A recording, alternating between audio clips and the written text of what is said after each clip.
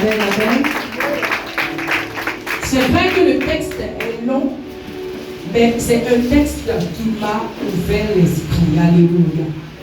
Gloire à Jésus. Alors, la Bible parle d'une femme appelée Naomi. Alléluia.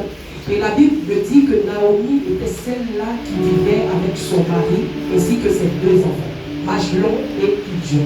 Alléluia. Et ces deux hommes-là avaient pour femmes Orpa et Ruth. Amen, amen. Mais il est arrivé un moment dans la vie de Naomi, elle a perdu son mari. Alléluia. Et lorsqu'elle a perdu son mari, après elle a aussi perdu ses deux enfants. Imaginez un peu le cœur de quelqu'un qui perd son mari et qui perd en même temps ses deux enfants. Souvent, même quand tu perds un enfant, on ne peut pas t'attraper. Alléluia. Tu as perdu ton mari et tu perds tes deux enfants. Peut-être ce dernier-là était celui qui faisait tout. Alléluia.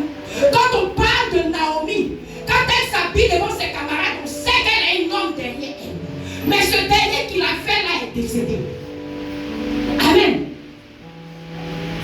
Et ces deux enfants qui vont la consoler. Ces deux enfants qui font d'elle une mère. Et ces deux enfants sont partis. Alléluia.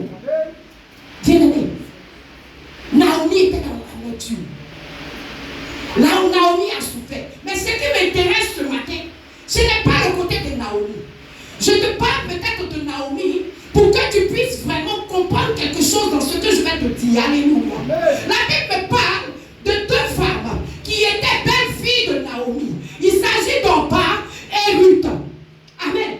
Et lorsque elles ont perdu leur mari, elles ont décidé de faire quoi? De continuer la marche avec leur belle-mère. Alléluia. Et arrivé à un moment donné, Naomi a dit à ses belles-filles, est-ce que j'ai encore dans mon sein des fils dont je vais mettre au monde pour que vous puissiez les épouser? Il n'y en a pas. S'il vous plaît, laissez-moi retourner vers vos familles. Les belles-filles ont